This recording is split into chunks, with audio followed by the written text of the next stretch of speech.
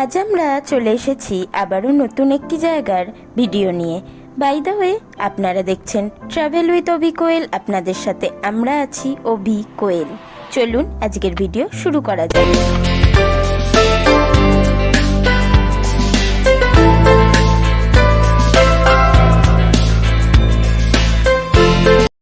আমরা এক ছুটির দিনে শ্যামনগর কালীবাড়িতে চলে গিয়েছিলাম।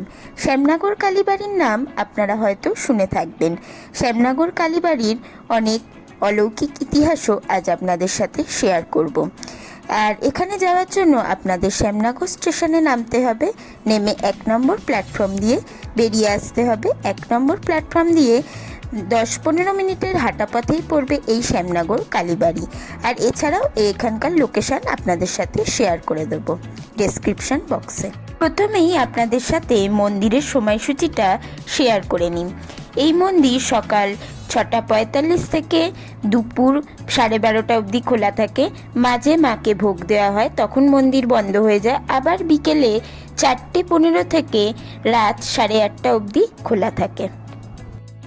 এই মন্দিরে মায়ের বিগ্রহের ফটো তোলা যায় না, তাই মন্দিরের আশেপাশের এই সুন্দর পরিবেশটাই আপনাদের সাথে শেয়ার করছি। এখানে প্রচুর গাছপালা দিয়ে ঘেরা, আর এই মন্দিরের পরিবেশ দেখতে দেখতেই আপনাদের সাথে এই মন্দিরের কিছু গল্পও শেয়ার করে নিচ্ছি। জমিদার গোপীমোহন ঠাকুর ১৮০৯ খ্রিস্টাব্দে ব্রহ্মময়ী মায়ের এই মন্দির প্রতিষ্ঠা করেন। এই মন্দিরের পাশে মোট ১২টা শিব মন্দির ও প্রধান মায়ের মন্দির, আর এছাড়াও মন্দিরের বাইরে ৩ শিব মন্দির ও মন্দিরের পিছনে রাধা মাধবের মন্দির আছে।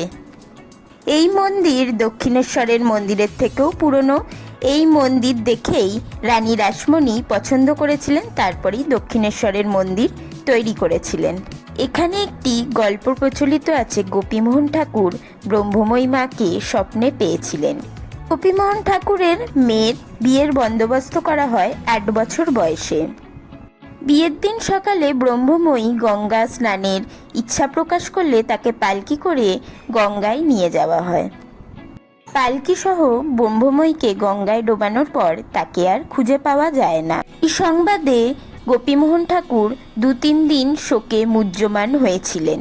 পরে দেবী ওনাকে স্বপ্নে দেখা দিয়ে জানান যে এই মূলাজোর গঙ্গার পাড়েই তার মেয়েকে পাওয়া যাবে, ও এখানে তিনি তার মেয়েকে খুঁজে পাওয়ার পর এই মন্দিরটি প্রতিষ্ঠা করে দেন।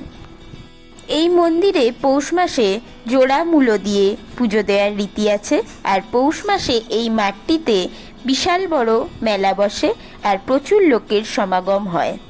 আরও একটি গল্প এখানে শোনা যায়, সেটি হলো এই মন্দিরেই একমাত্র মায়ের মুখ গঙ্গার দিকে পশ্চিম দিকে ঘোরানো রয়েছে।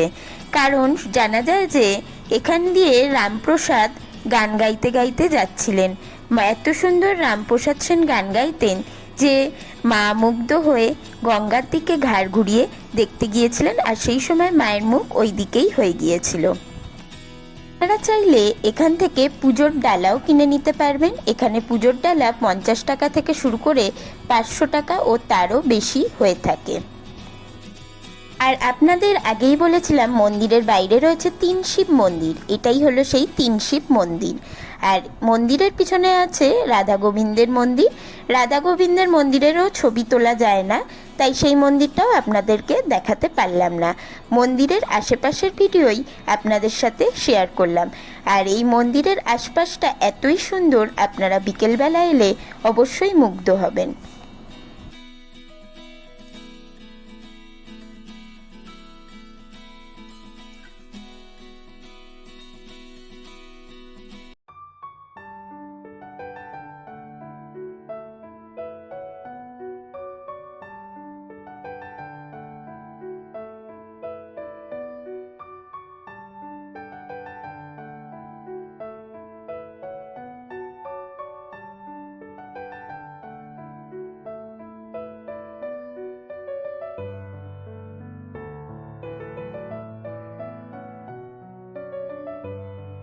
তারপর মন্দিরের আশপাশটা ঘোরার পর আমরা একটু সন্ধ্যের দিকে গঙ্গার ঘাটটায় এসে বসলাম।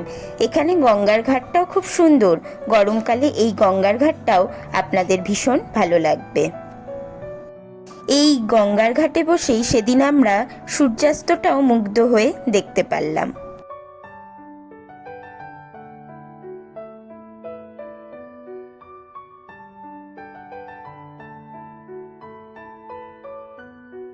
তারপর এই সূর্যাস্ত দেখতে দেখতেই আমরা বাড়ির দিকে রওনা হলাম।